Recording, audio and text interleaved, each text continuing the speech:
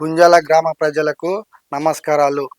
నేను ఈ సంవత్సరం జరగబోయే స్థానిక సంస్థల్లో మీ అభిమానంతో నేను పోటీ చేయడం జరుగుతుంది.